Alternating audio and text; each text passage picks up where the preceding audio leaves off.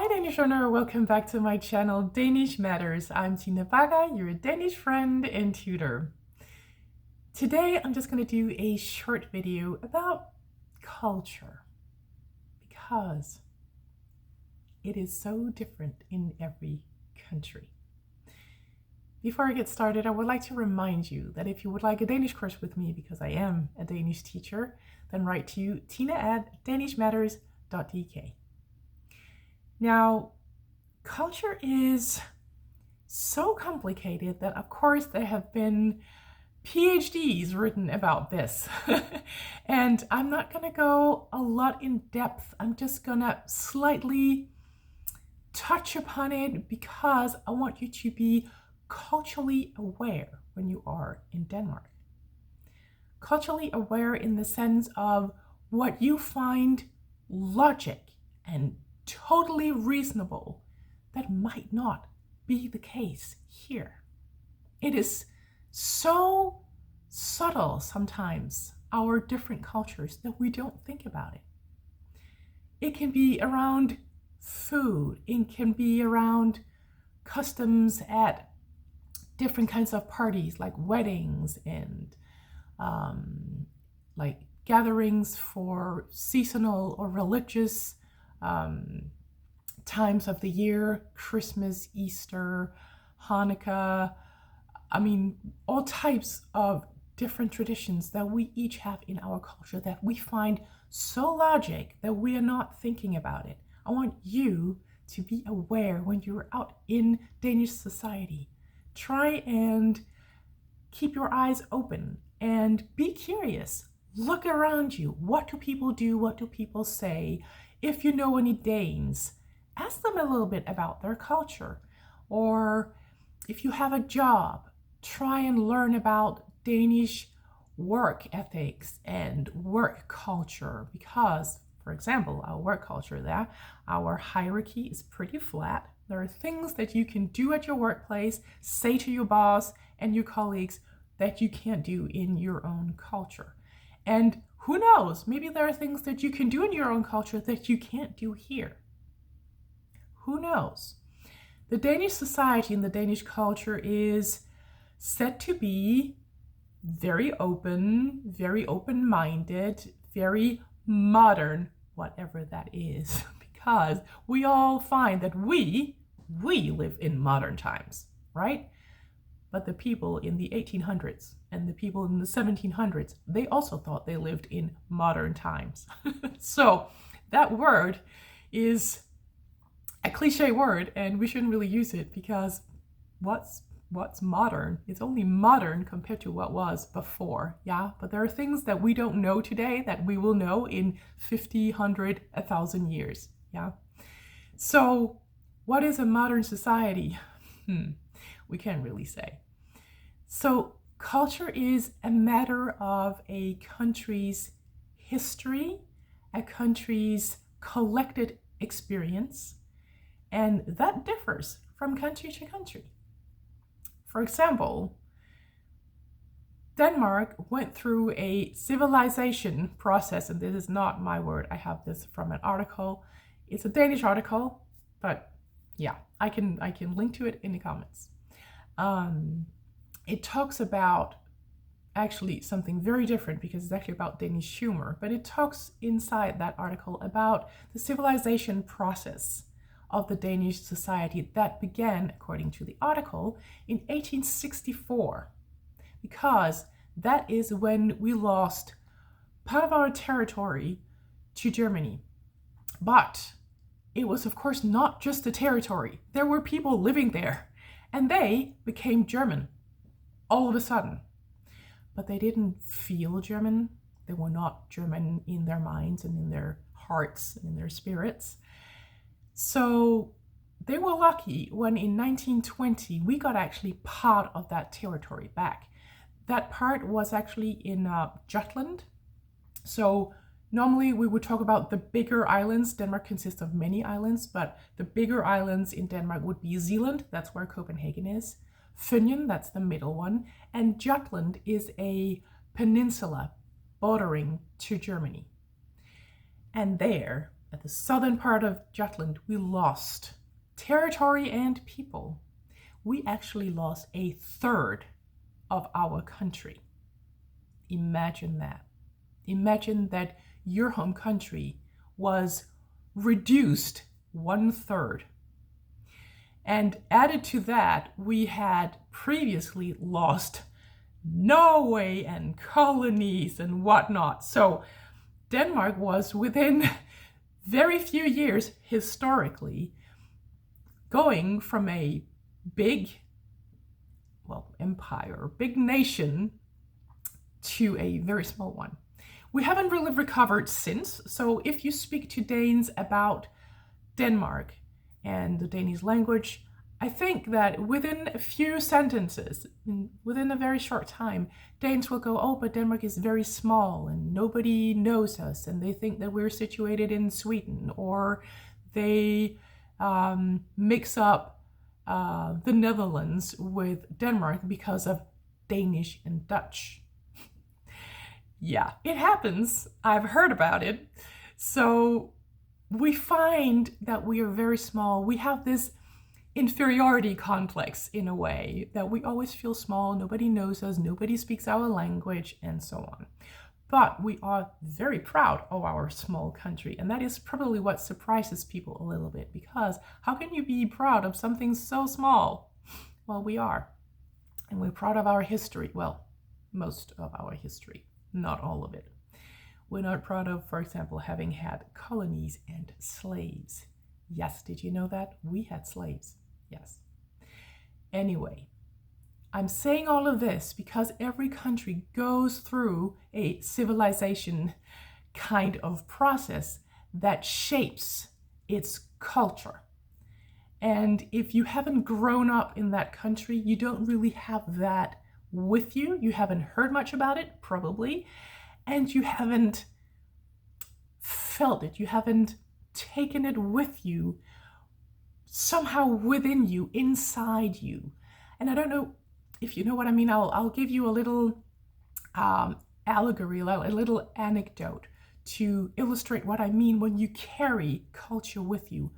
Maybe you are not really aware of it. Maybe it's like an unconscious kind of load or baggage that you drag with you, positively or negatively. Yeah, but an anecdote in Denmark is that there was this woman who was cooking a whole chicken, and her daughter was watching. And this woman who was cooking the chicken, she cut off the end of the chicken, put it in a thing to put it in the oven. And the daughter said, but why did you cut off the ending? And the mom said, I don't really know. My mom's always done that. I don't know why. We can ask her.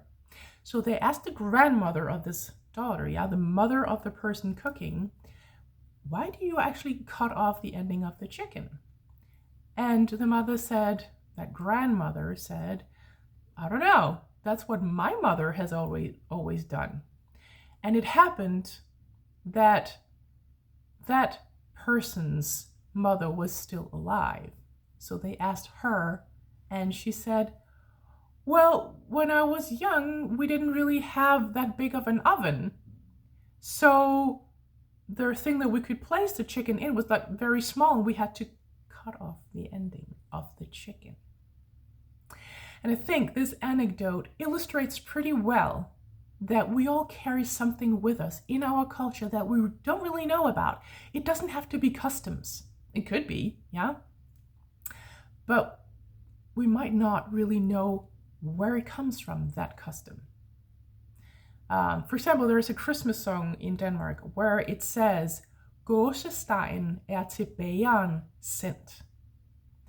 Gås is a goose, and that might be the meat that some people have Christmas Eve. Often we would have flæskesteg, which is pork, and some people also have duck, and some people have both. Those are the most typical meat that we would have, but some people have goose, yeah? Gåsestegen, so that is a roast made from a goose, sendt, or tilbage sendt. The language is a little switched around here because it is in a song, yeah?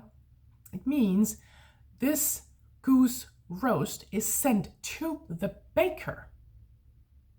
And I remember as a child, I was thinking, why was it sent to the baker? The baker makes cakes and bread, and I didn't understand. But back in the day, people actually took their roast, pork or goose or whatever, to the baker's. And he had this huge oven where he would actually roast it for you. And he would roast other people's roasts as well. And then you would come back hours later and pick up your roast, or maybe it was the next day actually, and you would pick up your roast and you would go home. I just saw that in an old movie in Denmark. It was not around Christmas time, but they were having a celebration, this family, in this old movie from 1953, and they were actually taking their pork roast to the baker in that movie. And I was thinking of that Christmas song, thinking, oh yeah, but we don't do that anymore. We have our own ovens. We cook our own roasts, each family. But that was what they did back in the day. And I guess that within some time, decades, 100 of years maybe, people will sing this Christmas song and be even further away, even more distanced from that act, that they would just not get what that song is all about, that line. Why did they take it to the baker? But still, there are people alive in Denmark who have experienced that act of taking a roast to the baker.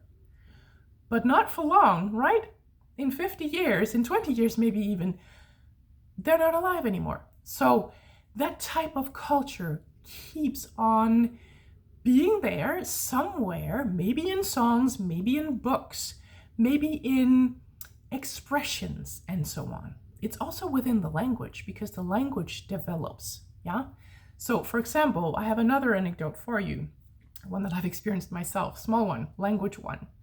I was studying at CBS, which is Copenhagen Business School. I only went there for 1.5 years because then I changed to Copenhagen University and studied French and cultural journalism instead of the more economic law language type of study. But anyway, I was there and we had an English, female English teacher, and she was talking about an assignment that we had to hand in. And she said in Danish, jeg skal have den I hænder den 28. april. But actually, the expression is also slightly different. Den skal være mig I hænde den 28. april. So she wanted us to hand in this assignment the 28th of April. But she said, I hænder. Hænder. En hånd. Hænder. One hand, two hands. That's actually the expression. Very literal, very concrete. We've never thought about it because the expression, as I just said, is den skal være mig I hænde. Because back in the day, it was not hænder in plural. It was hænde, ending on an E. So culture is everywhere. In the food, in songs and texts and expressions, and what you do, what you say, what you find logic. It could be that you wear indoor shoes in a house, in a home, because you don't wear outdoor shoes in there. In Denmark, that is normally the case. You would take your shoes off. In some cultures, it's perfectly normal to wear your shoes, your outdoor shoes, indoors. It could be, I don't know, girls should always wear their hair up and never have it down, or maybe they wear it up only when they're married, or maybe there is some kind of clue on their clothing indicating that they're married. For example, in Greenland, my mother-in-law, she was laughing at our wedding, my husband and my wedding, because she was wearing a costume from Greenland, but that was from when she was young, and it was actually showing that she was unmarried. But she didn't have one for a married woman because it takes a long time and a lot of effort and a lot of skill to create those costumes, yeah? So she didn't have that one for a married woman. So clothing, whatever, all types of things can indicate something in your culture that foreigners coming to live in your culture or just being in your culture and your country, they don't know about. Same thing with you in Denmark. There might be things that you don't know of, which we find totally normal, and you don't. Now, I want to give you an example of when I was working at the French consulate in Copenhagen. It was only for a few months, but I was at a Christmas party, Christmas lunch with my mainly French colleagues, and we were playing a game where someone was keeping score. And normally, when we keep score in Denmark, we would do like this. We would do like this. So we would make 1, 2, 3, 4, and then 5 going across. And when that person did the scores, I saw 1 going. Oh, yeah. Mm-hmm. The next one I saw was like this. And I was thinking, what is that going to be about? I was so curious, I could almost not play the game because I just didn't understand what was going on. What was going on was that the way they kept score and the way they noted down was like this. They would go first one, second one horizontal, and then another one, and then another one, and then at the end in the middle across. Sort of the same system as we do, but still different. So that was just a learning experience for me. When I was in Belgium as an au pair, I had a Flemish friend. She was, of course, then Belgian. And at one point, I don't know why, but I saw her fold a piece of paper. It's very concrete, this, right? 3 simple things. And she was folding a paper like this. And then, no, sorry, that's my way. Okay, I'm showing you my way first. I would fold like that, and then I would fold like that. She, on the other hand, was taking the long side of the paper, and then she would fold it like this, and then like that. In the end, they would look pretty much the same, but we folded it each our own way. I don't know why, but that was the case. Yeah? Another type of culture could be what we talk about for small talk. In Denmark, it's the weather. If you don't know what to say to people, or you're sort of in a situation or a gathering where you mingle, or you need to start up a conversation, you can always talk about the weather. You could say, ja, det rigtig koldt i dag, eller ej, hvor er det dejligt, at solen skinner.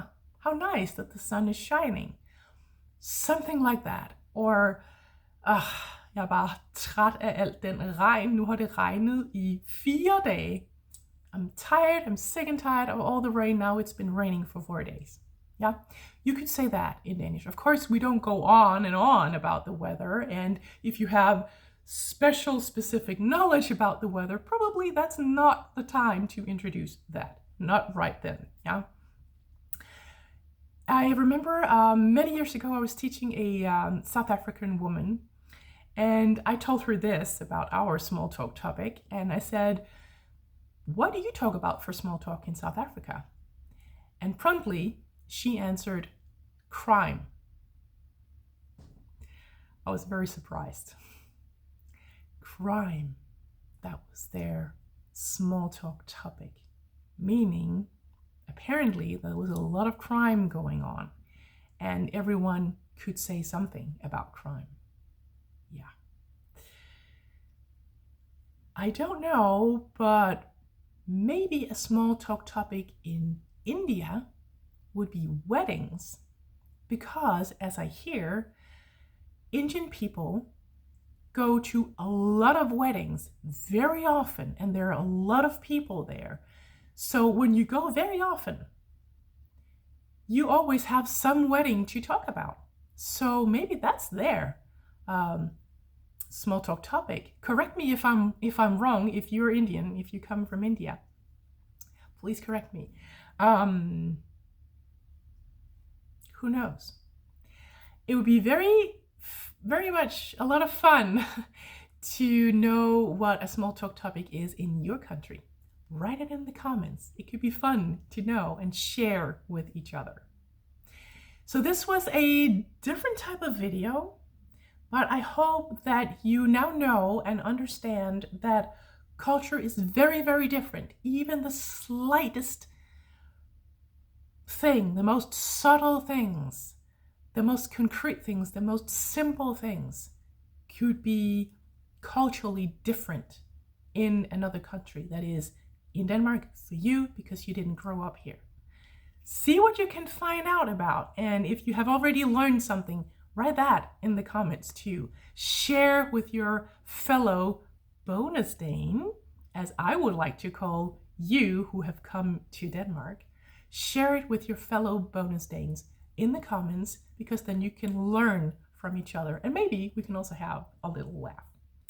Now, remember, I am also a Danish teacher, so if you would like to have a Danish course with me, then write to tina@danishmatters.dk. And I just got left to say, happy Danish learning!